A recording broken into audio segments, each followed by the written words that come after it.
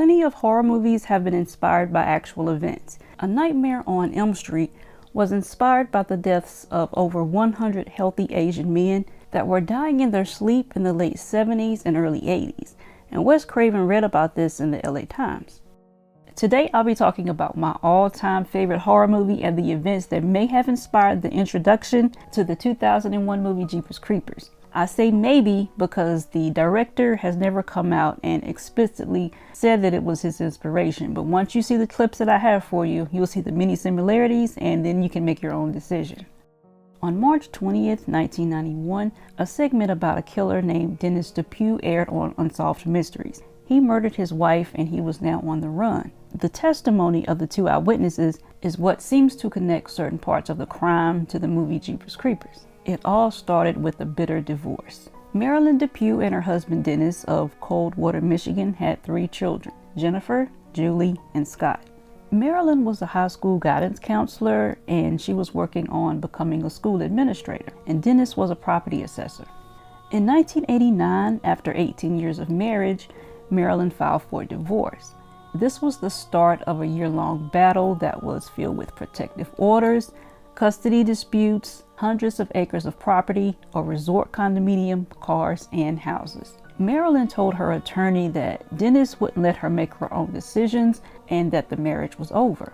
Dennis was desperately trying to keep the marriage together, but their divorce was finalized in December of 1989. Dennis's divorce attorney was named Jack Lintner, and he said that Dennis became difficult to communicate with and he wanted to fire him. So throughout this whole ordeal, Marilynn had changed the locks, but Dennis still managed to get inside of the house. She would come home and he would just be chilling on the couch, and it scared her. The principal at Coldwater High School said that Marilynn was concerned about her safety when she was going through the divorce. And after the divorce, Dennis was quieter than usual, and he was already a quiet person. And he was also under a lot of stress and he lost a lot of weight. On Easter Sunday, April the 15th, 1990, Dennis came to pick up 2 of their 3 children. His daughter Julie refused to go. He was granted biweekly visitation, but the children never really wanted to spend time with him. And because of this, Dennis started accusing Marilynn of turning the children against him. When Marilynn tried to talk to him about it, he got angry and he started yelling at her. He grabbed her and then he pushed her down the stairs. And at the bottom of the stairs, he kept on hitting her, and the children were begging for him to stop. The oldest daughter, Jennifer, she ran to a neighbor's house to call the police.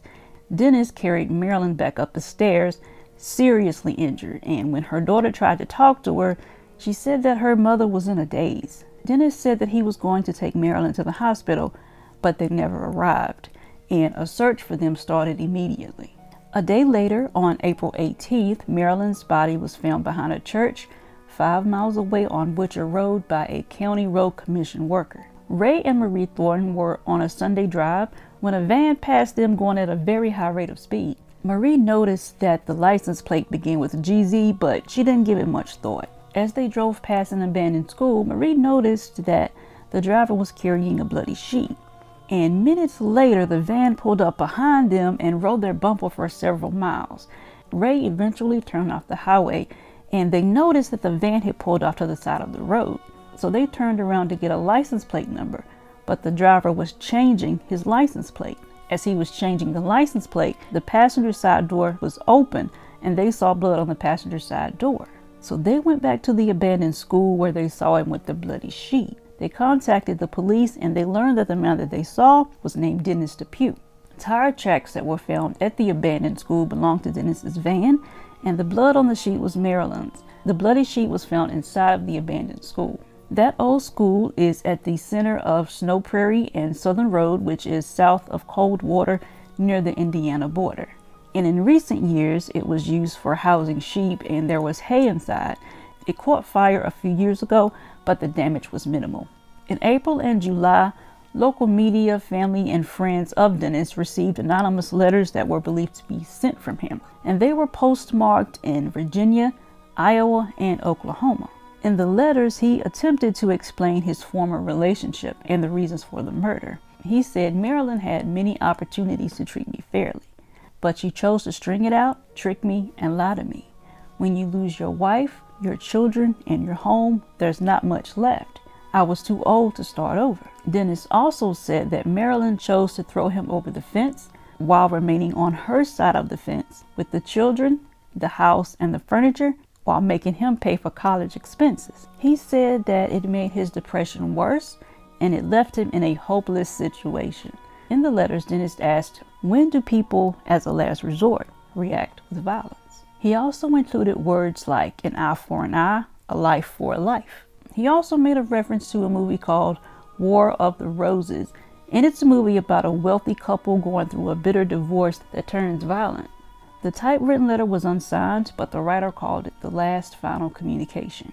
Dennis evaded cops for a year at this point, so authorities were hoping that when Dennis's picture was shown on Unsolved Mysteries, that someone would recognize him and know how to find him. After the show aired, there were hundreds of calls, but one really stood out, and that call was from Grapevine, Texas, a Dallas suburb. Linda Blizzard met Dennis at a Halloween party in 1990, and they started to date. He was now going by the name Hank Queen. So one evening, Linda was out, and she returned home from running some errands, and Dennis told her that his mother was very sick and that he had to go see her. She noticed that he was packing a suitcase and that he was trying to distract her from the TV by asking her to make him some food for the road. He wouldn't give her a telephone number where he could be reached, and Linda didn't really believe that his mother was sick. She thinks that Dennis saw the March 20th Unsolved Mysteries episode that mentioned his case, and when he left, she knew that she would never see him again. A little while later, a friend that saw the episode called Linda and began asking her about Dennis's van because it was mentioned on the show.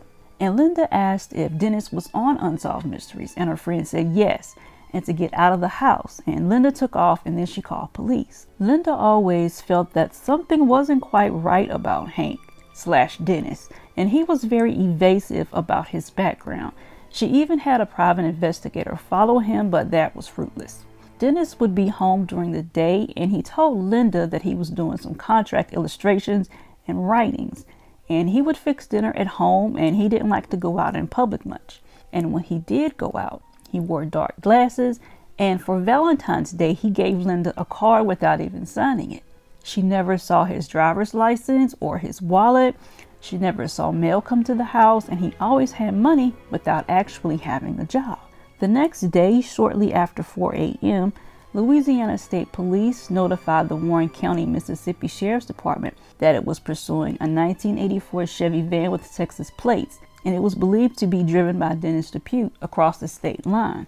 He led them into Mississippi on a 15-mile high-speed chase, and then he slammed into 2 police cruisers, and he just kept on driving. So police shot out 3 of his tires. He tried to keep rolling on 3-wheel rims and a left front tire before he stopped and shot at the police.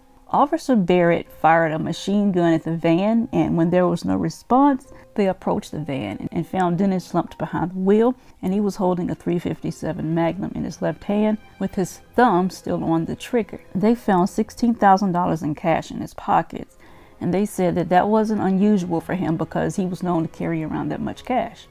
A preliminary examination indicated that Dennis died of a bullet wound that entered his mouth and came out the back of his head. The van was so full of clothes and boxes that the officers' bullets weren't even getting to Dennis. And a lot of the people that were interviewed said that Dennis was suicidal, so it was no surprise that things ended the way that they did. And Officer Barrett said, "My wife and I had watched the TV program about him, and the next morning I with other officers firing into his van." He couldn't believe it.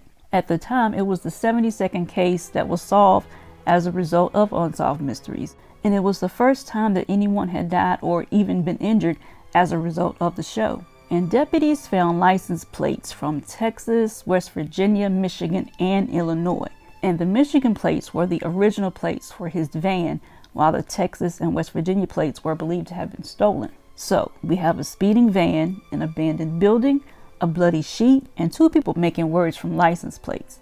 Now, let's look at the similarities.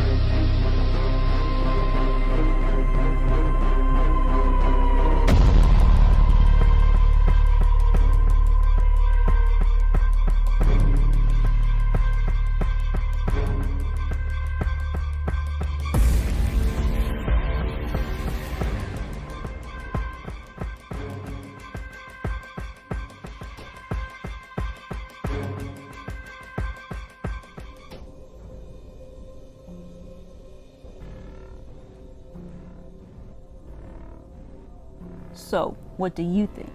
Did you see the similarities? Have you heard about this connection before? And have you ever seen the movie Jeepers Creepers? Let me know.